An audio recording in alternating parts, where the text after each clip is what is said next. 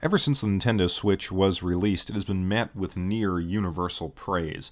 Seems like everyone online can't help but to love this new console, or I guess it's not so new now, but this latest console from Nintendo. And I held out initially because my kind of bar was I will purchase the system when there are 3 games that are exclusive to it that I want to play. And that happened in December. I picked up Yoshi's Woolly World, Mario Odyssey, and the game that I really, really wanted, the new Link's Awakening. And when I took it home and I finally got the console in my hands, I will give it to Nintendo. This is a unique console. I do actually like the portability, not so much because I use the system portably, but it's just an interesting design. You know, I can play it in bed. I could put it in the dock. I mostly play it just on the television with the Pro controllers. But after the honeymoon phase wore off, it quickly dawned on me that outside of those 3 games, there's just not much to play. And that's when I started seeing the flaws of the Nintendo Switch. So the first flaw is that lack of variety in games. I have every modern system. I have a powerful gaming PC filled with all sorts of things from Steam. So for me, I wanted something new. And if you go and you Google Nintendo Switch only games, and you look at that list, it is a shockingly short list. And you kind of filter out some of the indie titles, and you just focus on Nintendo games. And then you have Super Mario Maker 2, which is kind of a rehash, honestly, it seems to me, of Super Mario Maker. You have another Mario Party game. You have Super Smash Bros. Ultimate. I'm not a Smash Bros. Player. And again, to me, it didn't look that much different from the Wii U game, but I'll give it to him. It's a new game. And then I guess recently you have Luigi's Mansion 3, which I will get around to. But everything else is just not that interesting. Fitness boxing, Flip Wars, Gear Club, which is, I thought that was a cell phone game. It was very reminiscent of a racing cell phone game. Ring Fit Adventure. I mean, these are exclusives, but they're not interesting exclusives. Now, I will say that, look, if you didn't have a Wii U, well, then all the Wii U re-releases might be interesting to you. But as somebody who has most of, if not all of the, exclusive Wii U games, the Switch just doesn't do it for me, and I'm not seeing any new production from Nintendo. Yes, we're going to get Animal Crossing very soon. That game has never interested me, to be honest. And, Metroid Prime 4, well, we saw the trailer, which I think was just a 4 on the screen. I guess Bayonetta 3 is coming at some point. There's going to be a Shin Megami Tensei game.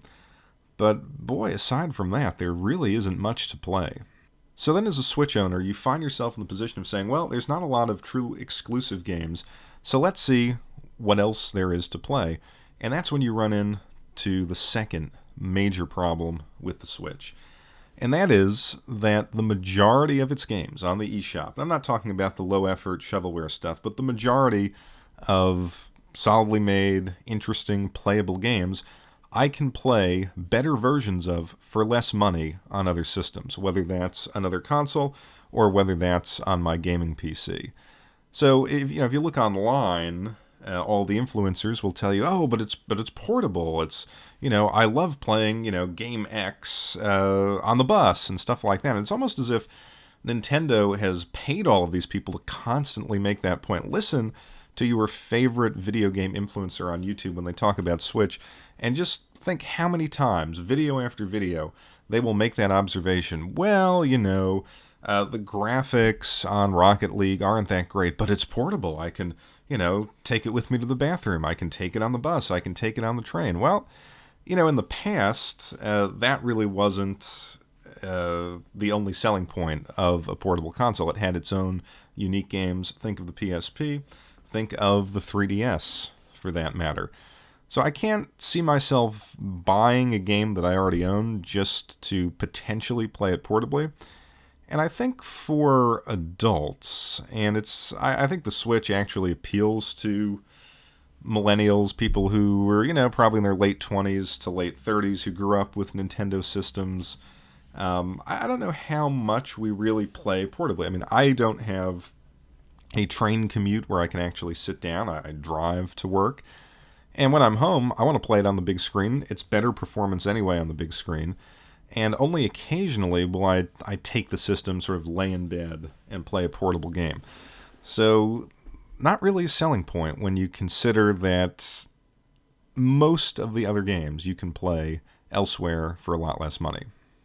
And it's fair to mention that the third flaw, and this is all over the internet, you have that Joy-Con drift that seems to be a problem that Nintendo didn't fix on the cheaper version, the Switch Lite. I haven't experienced it, but again, I play with the Pro controller. I've probably, from the whole time that I've had it, have used the portable mode maybe 4 or 5 times. Otherwise, I'm playing on screen. So I can't speak to that myself, but it seems to be a ubiquitous problem that Nintendo refuses to address. And to me, that shows an utter lack of respect for their customers. You have a problem. Nintendo is always known for reliable hardware. You would think that they would fix it. A fourth criticism that I think is pretty widespread is the fact that the online subscription and chat system is underdeveloped, doesn't give you a ton of value. I mean, it's rather cheap, but I guess people are complaining that there's no in-game chat and they have to use their cell phone or something like that. Again, I don't play online.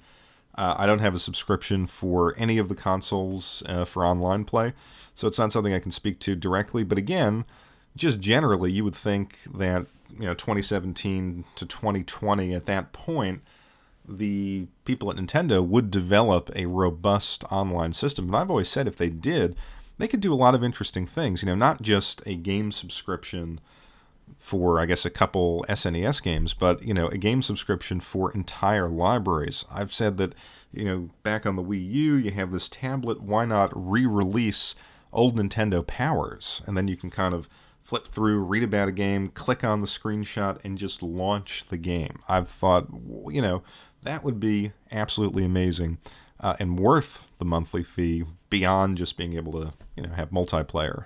So at the end of the day, I kind of see the Switch in its entirety, looking past the fact that it's a unique piece of hardware. But if you look at it in its entirety, it's kind of a low-effort, cynical system from Nintendo.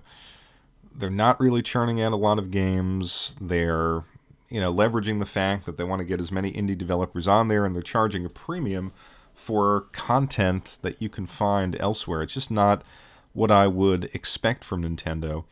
And I'm not, I'm not hating on it. It sounds like I'm hating on it. Again, I want to like the system.